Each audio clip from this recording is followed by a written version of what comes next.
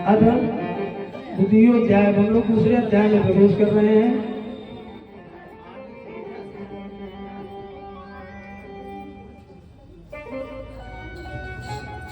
अभी सौनक आदि ऋषियों ने मुनासुर जी से निवेदन किया कि हे प्रभु आगे की कथा सुनावे। जैसे जैसे इस कथा को सुन रहे हैं ना, मानो जैसे कि इतनी कम व्यवस्था में, इतने कम श्रम में इतना अत्याधिक लाभ। आगे की कथा सुनावे प्रभु। इसको किसने और किया है, किसने किया इस व्रत को, उसके बारे में भी सुनावे। सूत जी ने कहा सभी ऋषि मुनि श्रवण करें। और सूत जी कहते हैं, क्या कह रहे हैं कि था एक ब्राह्मण सदानंद, था एक ब्राह्मण सदानंद,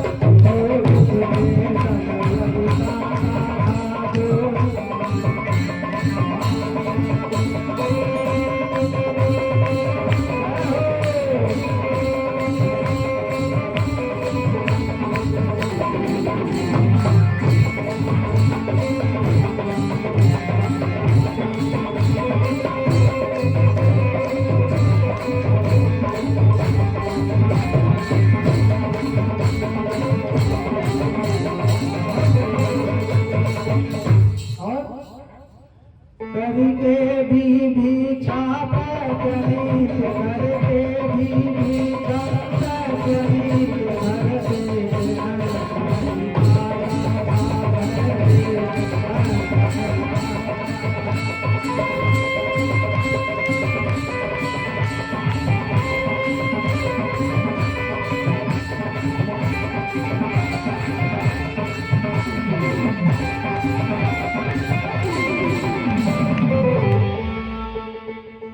जी कहते हैं कि रमणीय काशीपुर नगर में, काशी आज की बनारस, बाबा की नगरी रमणीय काशीपुर में सदानंद नाम का एक ब्राह्मण रहता था, जो भिक्षा कर अपना जीवन यापन कर रहा था। और भिक्षा भी महाराज कैसी, 3 घरों वाली, कि 3 घरों में अगर भिक्षा मिल गई तो ठीक, नहीं तो सदानंद महाराज भूखे ही सो जाएंगे।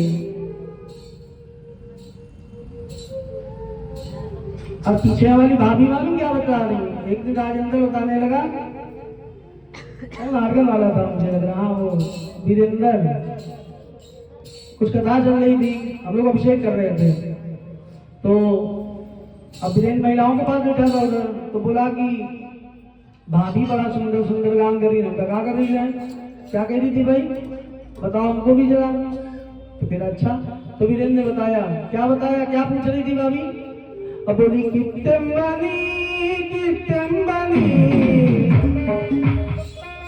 कित्तम्बनी कित्तम्बनी कित्तम्बनी बैली कित्तम्बनी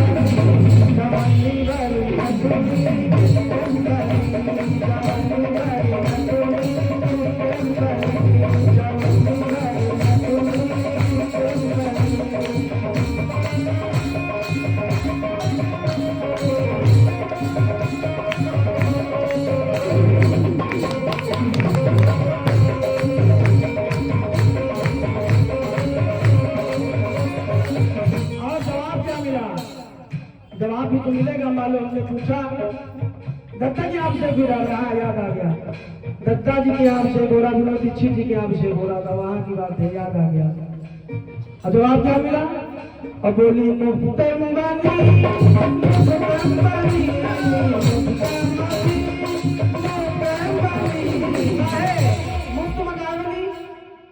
पैसा तो बड़ा होगा, तो बोली ना पैसा थोड़ा बड़ा है। अरे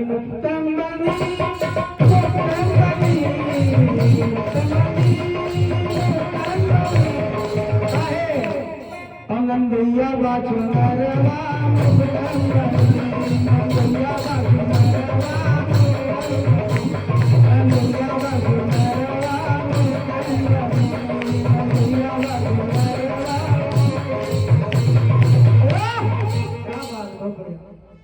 तैयारी चर्चा चल रही है, लगता कि यहाँ अभिषेक हो रहे थे तो कुछ रिश्तेदार आए होंगे। कोई नहीं, अपने लिए ताली बजाओ। अच्छा आप लोग अपने लिए बहुत ध्यान से सुन रहे हो, आप सब बहुत ध्यान से सुन रहे हो कथा, अपने लिए सब लोग ताली बजाओ एक बार। चलो ठीक, जो लोग जहाँ थे उनको फिर से हम लोग जोड़ दिया हमने। तो हम लोग कहाँ पे थे, कहाँ पे थे? नंदुइया बसु नरवा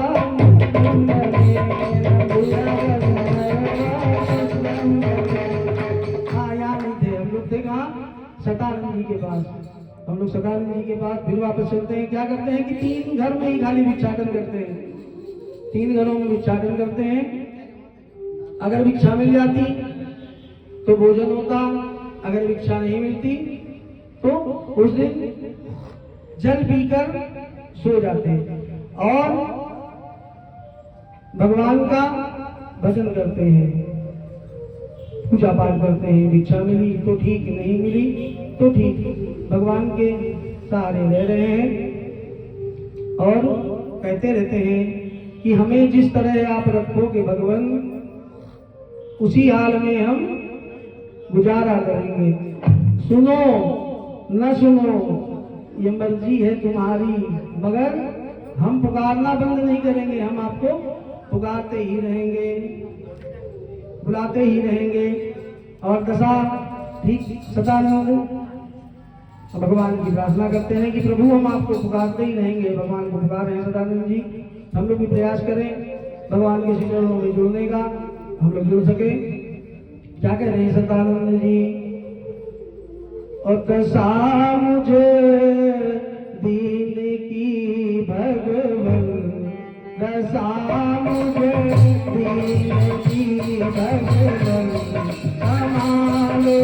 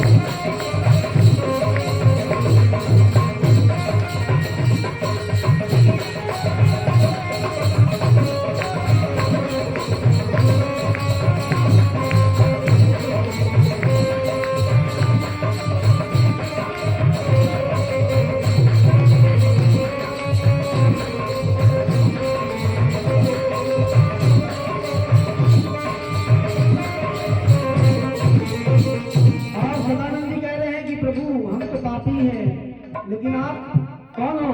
बोले आप तो पापहर हो ना, आप तो पापों का शमन करते हो।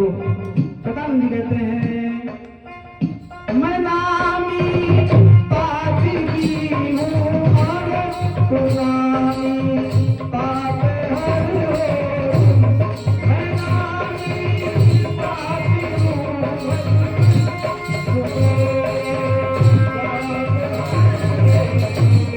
जो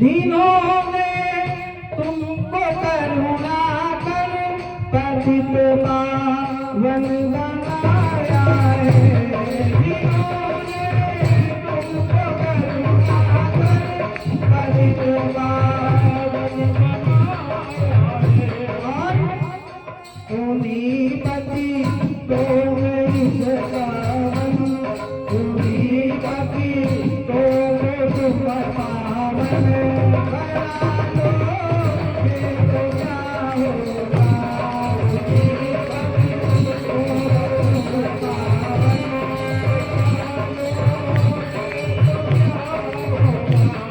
बता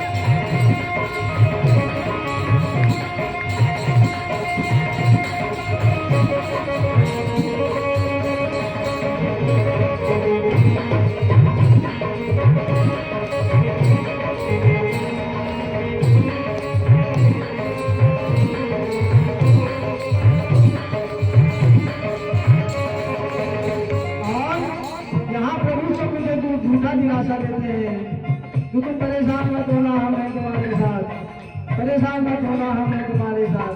सब अपना अपना रिश्ता बता रहे हैं और मुझे लग पता है कि ये सब झूठ है। क्यों और क्या कहने साधक से, यहाँ सब लोग कहते हैं तू मेरा है, तू मेरा है, यहाँ सब लोग कहते हैं तू मेरा है, तू मेरा है, अगर प्रभु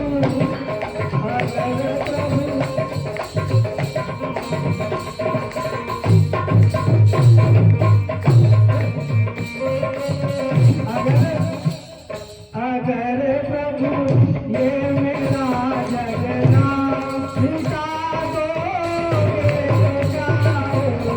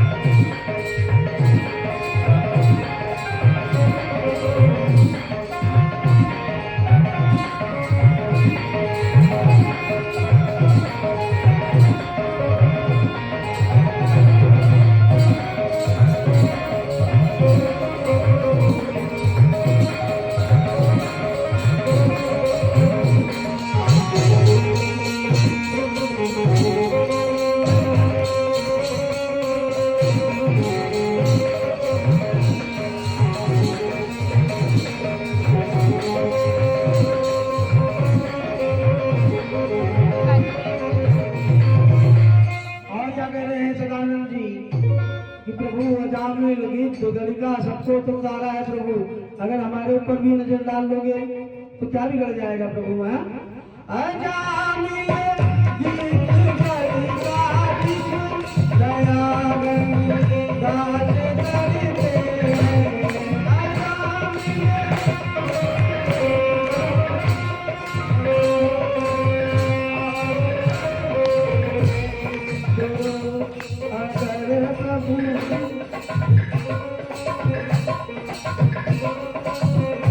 उसी में बिंदु सा पापी, उसी में बिंदु सा पापी,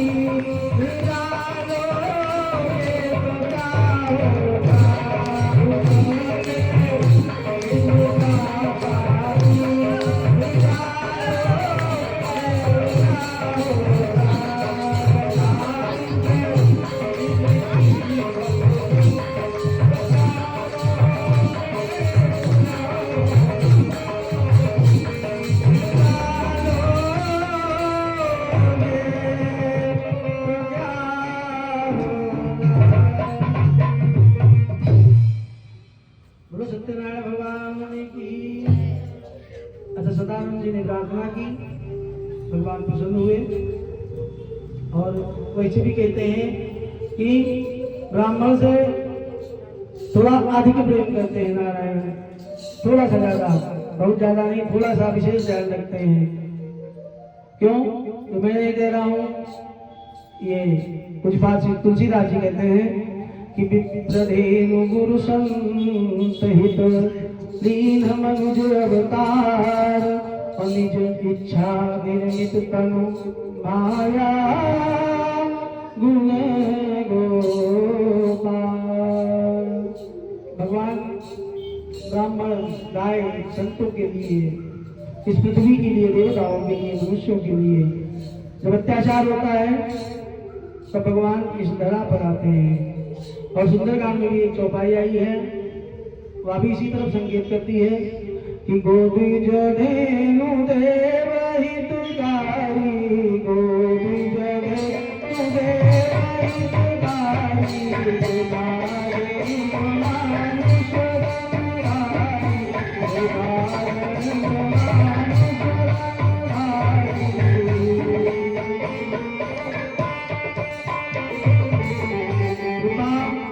सिंधु मानुष धन धारी। तो परमात्मा अवतार लेते हैं। ऐसे ही सदानंद को चाहने वाले भगवान नारायण ने एक बूढ़े ब्राह्मण का भी धारण किया और सदानंद जी के पास पहुंचे। क्या कह रहे हैं जो बूढ़े ब्राह्मण बन कर गए हैं सदानंद जी से कि बोले ब्राह्मण सत्य कहो, बोले ब्राह्मण सत्य कहो, तुम जग के किस झंझट में हो, तुम जग के किस झंझट में हो। हनुमान हमेरा होता है, हनुमान मेरा होता है, जनता के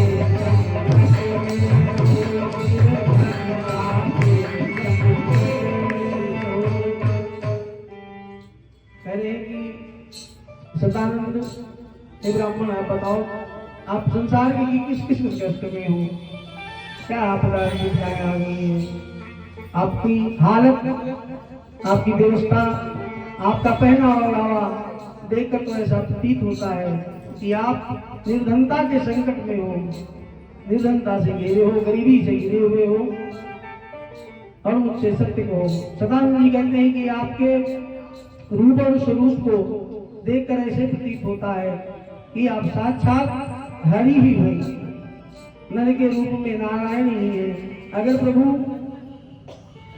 हे ब्राह्मण देवता, अगर मेरी निर्धनता का कोई उपाय हो, इस दरिद्रता को दूर करने का कोई उपाय हो तो आप कृपा करके बतावें। और सतानंद जी अपना परिचय दे रहे हैं कि सतानंद कहने लगे होकर बहुत उदास, और भिक्षा लेने जा रहा मैं धनिकों के पास। उदास होकर उस ब्राह्मण से कहते हैं कि प्रभु मेरा कार्य कोई भिक्षाटन नहीं है और पूरा जीवन हो गया है मेरा, भिक्षाटन करने से पूरी आयु बीतने को आई है कि केवल भिक्षाटन से ही मेरा प्रतिपालन होता है।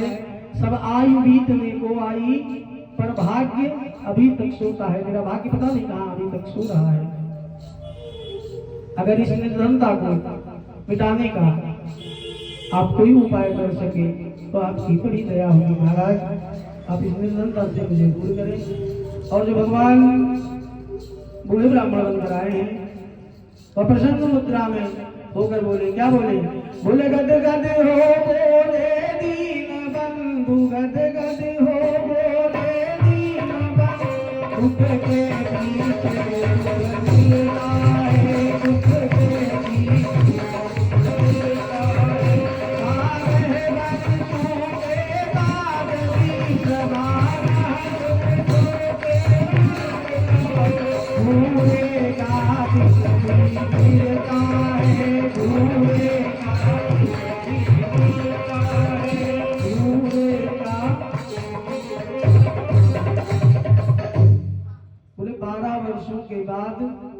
एक दिन घूरे के भी आ जाते हैं, जहाँ पर हम लोग कूड़ा करकट फेंका करते हैं, उसके भी कभी दिन आ जाते हैं। उस पर भी कभी सुंदर इमारत खड़ी हो जाती है, उसके भी दिन आ जाते हैं। पता चला वो जमीन किसी भाव की नहीं थी, जहाँ कुछ नहीं हो रहा, ऊसर बंजर पड़ी होती है। अचानक पता चला कोई इंडस्ट्री आ गई या कोई व्यापारी आ गया वहां पर फैक्ट्री खोलने के लिए। अब जो जमीन 10,000 में कोई नहीं पूछ रहा था, वो जमीन के भाव 10 करोड़ रुपए हो जाए। तो भगवान की कृपा कब हो जाए, कब नारायण कृपा करते हैं, इसका कोई भरोसा नहीं है। ऐसे ही कहते हैं कि आप परेशान ना हो, समय सबका आता है, आपका भी आएगा। और उस बूढ़े ब्राह्मण बनकर आए हैं, उन्होंने सदानंद को उनकी दरिद्रता को मिटाने का विधान बता रहे हैं। क्या बता रहे हैं भगवान जो बूढ़े ब्राह्मण बनकर आए हैं, उन्होंने सदानंद जी से कहा कि भगवान सत्यनारायण की, भगवान सत्यनारायण महिमा सब कुछ कर सकती है, महिमा सब कुछ कर सकती है, महिमा सब कुछ कर सकती है, महिमा सब कुछ कर सकती है। दिल मांगे मोती मिलते हैं, दिल मांगे मोती मांगे से भीख न मिलती है, मांगे से भीख न मिलती है, मांगे से भीख न मिलती है। सत्यनारायण की महिमा ऐसी है कि बिना मांगे ही सब कुछ दे देते हैं। जब भगवान देने पे आते हैं तो वो सब कुछ दे देते हैं, और जब नहीं देने पे आते हैं तो कहते हैं कि मांगने से तो भीख भी नहीं मिलती। सदानंद जी को नहीं मिल रही है, 3 घर ही भिक्षाटन करते हैं बेचारे, कभी किसी घर में मिल गई, अगर नहीं मिली तो पानी पी के ही सो जाते थे, ऐसा जीवन यापन कर रहे हैं। तो बूढ़े ब्राह्मण जो बनकर आए हैं भगवान, उन्होंने कहा कि भगवान सत्यनारायण की महिमा जो है वह सब कुछ कर सकती है। भगवान सत्यनारायण का पूजन का विधान बताकर बूढ़े ब्राह्मण जो बनकर आए थे वह अंतर्ध्यान हुए, और इधर सदानंद जी ने उसी वक्त संकल्प किया कि वह भगवान सत्यनारायण का उत्तम व्रत विधान पूजन करेगा। अपने घर पर गए हैं सदानंद जी, और अपनी पत्नी को व्रत के विधान से सारा विधान बताया है पत्नी को कि कल जो भी मुझे भिक्षाटन मिलेगा उससे मैं भगवान सत्यनारायण का पूजन करूंगा, विधान करूंगा। इसी कारण कहते हैं कि रात्रि में सदानंद जी को नींद नहीं आ रही है, और सदानंद जी करवटें बदल रहे हैं, नींद नहीं आ रही है। एक विधान बना रहे हैं कि बस कैसे सुबेरा हो, कैसे मैं निकलूं बाहर और मुझे क्या प्राप्त होगा, उससे मैं भगवान सत्यनारायण का पूजन करूंगा। सुबेरा हुआ, भगवान सत्यनारायण का स्मरण करते हुए सदानंद जी भिक्षाटन के लिए गए। और आज भगवान सत्यनारायण की ऐसी कृपा हुई कि जो सदानंद जी को पूछ नहीं रहे थे, आज भगवान सत्यनारायण की कृपा से आज लोग इंतजार कर रहे हैं लोग कि सदानंद जी आवे और हम इनको दान दें, हम इनको दक्षिणा दें। आज यो मानो सब पीछे पीछे लगे हैं सदानंद जी के, या सदानंद जी को ही दान देंगे। एक साथ सदानंद जी भिक्षाटन के लिए गए। उस दिन उनको पर्याप्त मात्रा में दान मिला, धन मिला। प्रसन्न होकर सदानंद जी भगवान सत्यनारायण के पूजन की सामग्री को लेकर अपने घर को आए और ब्राह्मणों को बुलाकर भगवान सत्यनारायण का व्रत किया, पूजन किया। भगवान सत्यनारायण की कृपा से, उनकी करुणा से, उनकी अनुकंपा से सुख वैभव ऐश्वर्यवान हुए, धनवान हुए और इस जीवन में सुख भोग कर अंत में भगवान के लोक को गए। इतने में सोनगादी ऋषियों ने फिर से निवेदन किया कि हे प्रभु, इतनी सुंदर कथा, इतने कम उपाय में, कम साधन में, कम व्यवस्था में, कम श्रम में इतना सब कुछ प्राप्त हो जाना। आगे की कथा सुनावे प्रभु। तो सूत जी कहते हैं कि यही ब्राह्मण सदानंद एक समय अपनी धन संपदा के अनुसार भगवान सत्यनारायण का व्रत पूजन विधान कर रहा था। अब इसीलिए कहते हैं कि इसे एक संशय बना रहता है हमारे आपके सबके मन में कि पूजन करें कैसे करें, क्या चढ़ावा चढ़ाएं। क्योंकि आजकल मार्केट में जैसे आप जाएंगे तो दुकानदार आपसे पूछता है, क्योंकि वो सब बताया हुआ हमारा ही है और लिया हुआ भी आपका ही है। क्योंकि जैसे ही आप दुकानदार पे पूजा का पर्चा लेके जाएंगे तो दुकानदार तुरंत पूछता है आपसे, क्या भगवान सत्यनारायण की कथा है? अच्छा, रुद्राभिषेक का है क्या पर्चा? तुरंत पूछते हैं आपसे कि करना क्या है आपको। तो आपको क्या देते हैं वो इतनी छोटी छोटी सी सुपारी काली मिर्च के बराबर। मतलब वही काली मिर्च समझो, सुपारी का मतलब अच्छी क्वालिटी में आती है बड़ी वाली, और भी वो काली मिर्च समझो आप उनको कमलगट्टे टाइप, कमलगट्टा वाली सुपारी। तो पूजन वाला सामान ही पैक करके देते हैं वो लोग। तो प्रयास किया जाए सदानंद जी क्या अपने धन अनुसार, जैसे ही मतलब कहने के मतलब ये है, भले आप एक ही चीज चढ़ाएं। अगर सुपारी चढ़ाना हम ज्यादा नहीं चढ़ा पा रहे हैं, एक ही चढ़ाएंगे, लेकिन अच्छी वाली चढ़ाएंगे। भगवान को बोले कपड़ा 25 रुपए मीटर, 30 रुपए मीटर, बोले टुकड़ी लिए जाओ, यही लगता ही है। साड़ी बोले यही वाली ले लो, यही तो ले ही जाते हैं, पूजा में यही चलती है देवी जी को। हमारी भाभी बहुत बढ़िया वाली जाती है साड़ी। ये सब लोग जो जानकार हैं, जो जानने वाले हैं, वो लोग खैर आनंदपूर्ण है। ये सब चर्चाएं उनके लिए जो लोग, क्योंकि सबसे बड़ा बात आप मान लो पूजा वाला घी बता के आपको दे देता है, पूजा में यही लगता है। अब आप ये समझो कि जो 100 रुपए या 50 रुपए में आपको इतना बड़ा डिब्बा दे रहा है, वो क्या घी दे रहा है क्या आपको? तो आप वो 100 रुपये को पाप कर रहे हो खरीद के और जला के महापाप कर रही हो। और तो दीपक अगर मान लो ज्यादा जलाना है, पंडित जी के हाथ में छोटी बत्ती कर लो, बड़ी बत्ती कर लो, जहां आपका 10 ग्राम घी लगना होगा वो 5 ग्राम में काम हो जाएगा। तो भले ही चीज व्यवस्थाएं छोटी चढ़ाई जाए, कम कर दिया जा सकता है, लेकिन क्वालिटी में समझौता नहीं करना चाहिए। क्यों? क्योंकि ये प्रकृति है, जो हम जो प्रकृति को दे रहे हैं, प्रकृति हमको वापस ही दे रही है। आप प्रकृति से क्या ले रहे हो? क्या ले रहे हैं आप लोग? ऑक्सीजन, सबसे महत्वपूर्ण जो लोग जीने के लिए। तो हम इनसे ऑक्सीजन ले रहे हैं। अगर एक ऑक्सीजन की सांस हम लेते हैं तो एक कार्बन डाइऑक्साइड की सांस हम इनको देते हैं तुरंत वापस। आदान प्रदान बराबर का है। ऑक्सीजन लिया, कार्बन डाइऑक्साइड रिलीज किया, तो प्रकृति ये जो देंगे। अब सब काम अगर जल्दी वाले, सस्ते वाले, तो फिर फल कैसा चाह रहे हैं? फल चाह रहे हैं कि जो 400 रुपए किलो वाला सेब है वो वाला पंडित जी दें हमको।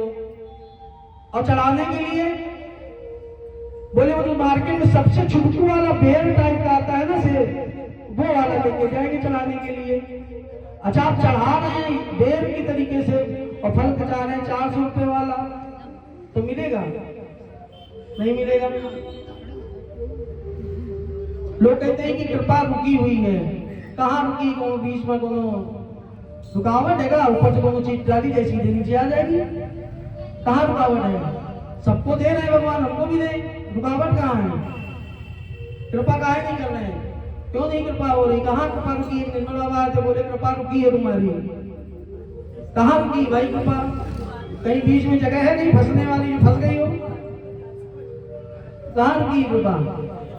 तुलसी बाबा बताते हैं रामचरितमानस में कहाँ रुकी है कृपा। बोले मन क्रम बचन छाली चतुराई, मन क्रम बचन छाली, मन क्रम बचन छाली चतुराई, भगत कृपा करिए रघुराई, भगत कृपा करिए रघुराई। मन से, कर्म से और वचन से और चतुराई को छोड़कर जब भजन किया जाएगा तब कृपा करेंगे। कौन करेगा? भजन कृपा करेंगे रघुराई, तब कृपा करेंगे जब मन से, वचन से, कर्म से और चतुराई देवी को साइड में बैठा के नहीं, क्योंकि चतुरता तो ये चतुराई जो है ये तो पीछे ही नहीं छोड़ती है ना। ये जो पूजा वाला सामान है ये चतुराई ही खरीदवाती है, जो सस्ते में लेके जाती है वो चतुराई ही है, हमारी बुद्धि ही है। तो जब मन क्रम वचन छुड़ाने चतुराई, तभी तो कृपा करेंगे। यहाँ पे रुकी है कृपा। लोग कहते हैं कृपा रुकी है, कहाँ फंसी है? कहीं नहीं फंसी है, यहाँ पे रुकी है चतुराई में। भजत कृपा करी है रघुराई, इसे भजन किया जाए तो कृपा होगी।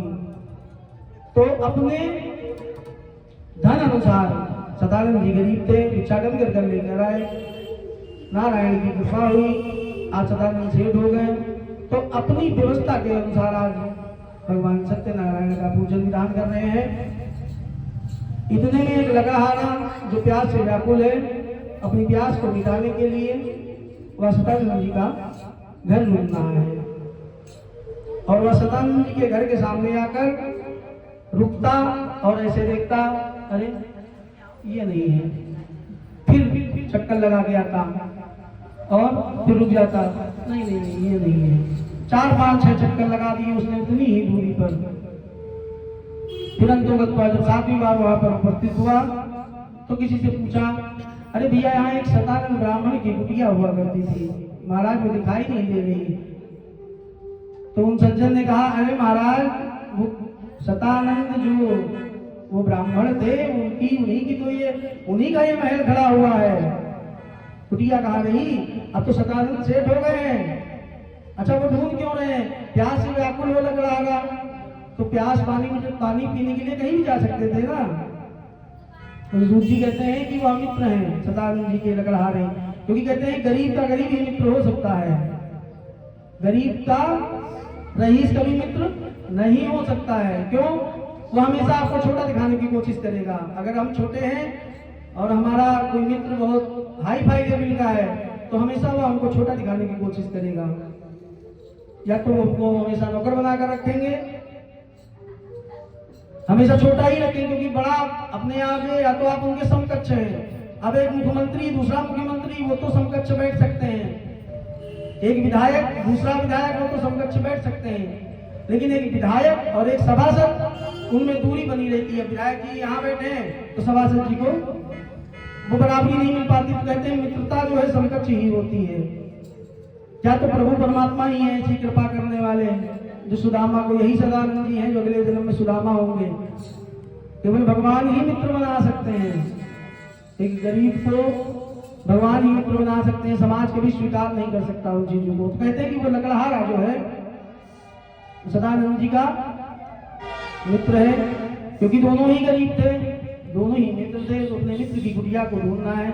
जब उसने जाना ये हमारे मित्र का सदानंद जी का घर है, घर में प्रवेश किया, देखा वहां भगवान सत्यनारायण का पूजन हो रहा था। पूरी कथा को श्रवण किया, प्रसाद लिया, जल पिया और ब्राह्मण के चरणों में नतमस्तक हो गया, लेट गया। ये ब्राह्मण देवता, ये आपका ऐश्वर्य, ये आपका धन धान्य क्या कैसे हुआ? क्योंकि मैं तो ये जानता हूं कि यहाँ पर आपके पास तो खाने का ठिकाना नहीं था, और आज ऐसा लग रहा है कि 2-4 साल का अनाज आप रखे हो घर पे। कितनी बड़ी व्यवस्थाएं होंगी, कैसे हो गई? प्रभु सदानंद जी ने उस लकड़हारे को, अपने मित्र को भगवान सत्यनारायण के व्रत और विधान के बारे में बताया है कि भगवान की ही महिमा है, क्या सत्यनारायण की कृपा है, उन्हीं की करुणा है जो यहाँ बरस रही है, जो आप यहाँ देख पा रहे हैं। हमारा वैभव यह भगवान सत्यनारायण की कृपा से हुआ है। और ये व्रत तक तुम भी करो, नारायण तुम पर भी कृपा करेंगे। अच्छा, पहले के लोग होते थे ऐसे कि अगर किसी को पता चल जाए कि इस दवा से आपको ये लाभ हो सकता है तो लोग बता दिया करते थे, अच्छा सर दर्द है, अच्छा ये खा लो तो आपको आराम मिल जाएगा। ऐसे भाव होते थे। आज तो खैर बताना भी बड़ा उल्टी ही चीज हो गई। अगर किसी को रास्ता दिखा दो कि अच्छा गड्ढा रहा है तो घुमा पैर टूट का उधर गया तो भी थोड़ा पाप ही है आज के समय में, सही रास्ता भी बताना। लेकिन फिर भी अपना धर्म करते रहना चाहिए हमको, अपना धर्म करते रहे। हम समाज है, क्योंकि समाज ने किसी को नहीं छोड़ा।